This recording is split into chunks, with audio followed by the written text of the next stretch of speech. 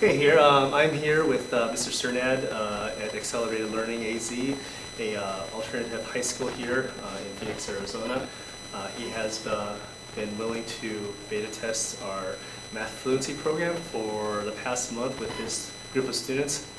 He has 7 periods of students that ranging anywhere between 15 to 25 students per class, and basically tell us about how your past month with this program, observations you've had with your students, and how much you've utilized it. All right. Well, in the past month, it's definitely been transition upward in the opportunity. It's kind of interesting to get the random visit and then the opportunity to beta test the program and then offer it out to the students. We started running with it every day right away, 5 days a week for about 20 minutes in the beginning of the class period, and kind of watched their math fluency speed, watched to see if they would take to it, if they enjoyed working on the basics. And what I found that on top of trying to reach the collective goal together and reach their individual goal together, it also increased their speed in the beginning of the class period. They're awake, alert, ready to go as soon as I got to my other curriculum as well. So it trickled over into my regular day activities as well, which I did not anticipate.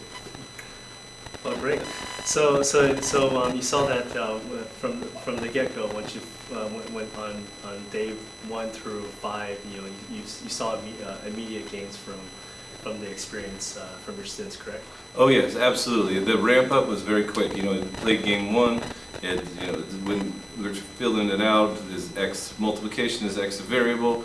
Game 5, game 10, all of a sudden day 5, everybody's quick, involved in it, everybody knows how to get there right away. They're trying to get the maximum amount of points per class. They're all reaching their goal. They're reaching their individual goal and their class goal. They're working towards their class party, which was what there was incentive for that main goal. And yeah, they definitely just kept ramping up and made it up to speed quickly. So what was the biggest observation that you saw, other than that getting them really moving and going in the morning? What other key moments can you recall?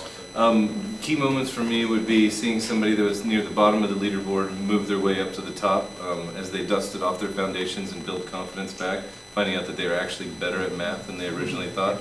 It also helped flesh out some weaknesses in some of the students' abilities, which was nice to address, because then we can get in there and give them practice work for that and extra work. So it was giving us also an opportunity to see where kids did have some gaps in math. So that deeper piece of it for each individual mixed in while they're playing the game definitely was a nice part of it. So you probably utilize a lot of math programs before, as you're trying to explore ways to reach your high school students.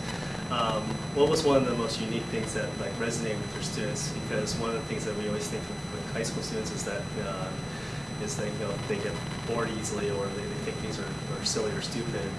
But did you encounter any of that type of resistance at all? Or I thought I was going to. You did mention to me that you guys see a little bit of a lull at the 2-week period. I was waiting for that, and it didn't really seem to occur very much. Actually, if anything, the high school kids stayed very engaged in it. They enjoyed it as their warm-up. They enjoyed it as they're getting started for the day, and they didn't seem to taper off that much. I mean, even today, they're still beating their goal by 2,000, 4,000 points in some of the class periods. So, and they've already had their party, so that so that is somewhat of a test. And their last day of school is in a few days, and some of them were graduating too. Yep. So, one of the things that you probably notice in the program that's very different is that we incorporated a leaderboard and a competitive aspect of it. So, what was your thoughts about having that in the classroom, and how did it help bring everyone together?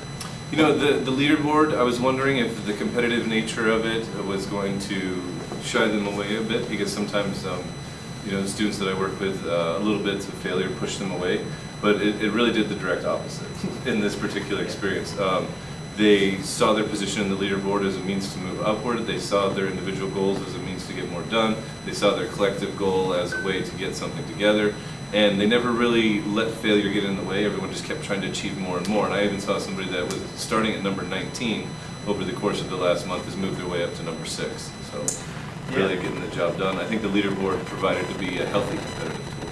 That's great. Because we always are very fearful of the whole ranking system, but when done right, as you can see, it's uplifting for everyone.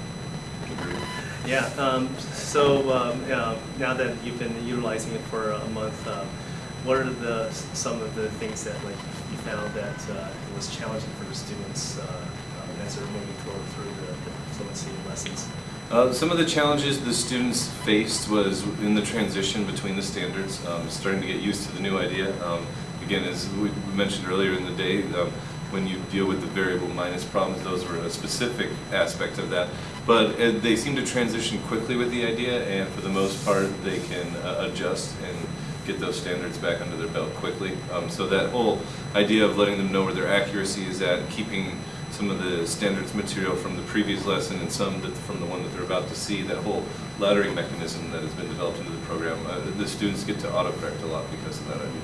That's great. So you rarely have to intervene, but when you have those moments where you have to intervene, how has the tool been useful for you to identify those gaps? It's been really useful because it flushes out some of the basics that the kids don't want to talk about at the high school level. They say that they have problems with mathematics, but they've gone so far since the last time they've actually addressed the specific problem that it's really nice to get that right in front of their face, and there's no way around it. If somebody keeps missing a +5 type problem or a -7 type problem, and that happens over and over, then we know that we're addressing something that's a direct problem, and we can turn it into a strength instead of one of their weaknesses. Mm-hmm. Absolutely, and that's one of the things like is really flipping the whole paradigm of that. Where most math programs, kids can easily hide, but one thing you probably observed is that when everyone's using this program with the aspect of the leaderboard, there is no hiding. So we push everything out in the forefront, and that's intimidating for a lot of kids. But you've seen transformational aspects from it, correct? Absolutely, because you get it becoming comfortable to being aware of your progress. If you didn't do great today, you can do better tomorrow. If you're doing awesome today, let's celebrate that. You know where you're at, and once it became something that's normal and a part of their daily routine, it takes the fear and the embarrassment factor out of not being the best, because we're just constantly working towards achieving. Great. So as a math teacher and also as a technically minded person, you've experienced a lot. So I guess the question is, like, would you recommend this to any other math teacher out there? I would definitely recommend giving it a shot, absolutely. I'm glad we took the risk. I'm glad that they gave us the opportunity to test this in beta form, and I've seen positive results with my students here at a high school level. So I've heard they've had great results at the elementary school level, so I would definitely give it a shot if they come and knocking on your door. Yeah, absolutely. And actually, yeah, you were one of the first high school applications of this. And actually, for me, just a little side note, is like, like I said, people, kids at high school level would think it's like not cool or not fun, but we didn't see that at all. Right? No, they didn't shy away from it. They didn't think it was beneath them because it had an elementary feel to it. It wasn't that it was elementary, is that it was simplistic, it gets to the point, but it still gives them something tangible to look at afterwards to see their progress. Mm-hmm. So they really stuck to it. Yeah, and they actually like our mascot too, Chromie, right? Chromie is the hit around here. If we had T-shirts, you guys would be making a ton of money. T-shirts with Chromie in it. Yeah, that would be really funny. Yeah, that was definitely the high schoolers stick with it. Yeah, cool. John, do you have any questions at all for him at all?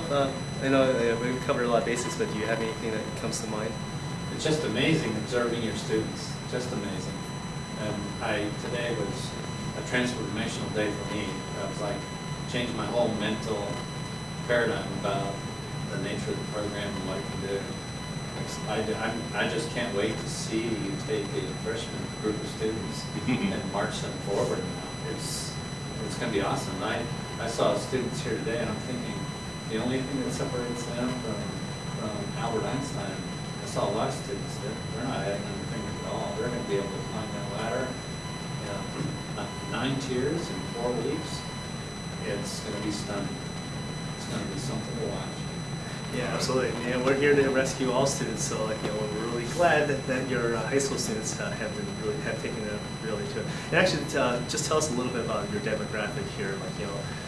We're not dealing with a group of affluent, high SES environment. What's the environment that you're teaching? We're in an at-risk environment. The school's been here over 20 years, helping kids find a place to succeed.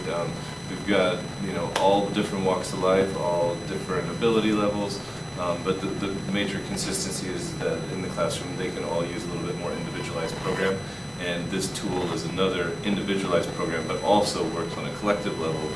And they take right to it. It's great for them. It helps them to build back against some of those foundations that they're scared to mention in the first place because it's just been so long since the last time they've actually addressed it. So it really works hand in hand because it is a very niche population, but it's a large niche population that's out there all over that could definitely benefit from it. Yeah, absolutely. You know, how many kids are still counting their fingers? What's the stat, John? So it's over 10 million. Gotcha. Yeah, so we're here to hopefully correct that. All right. Well, thank you very much Thank you, for Matt. the time. And, Appreciate the opportunity. Yeah, absolutely.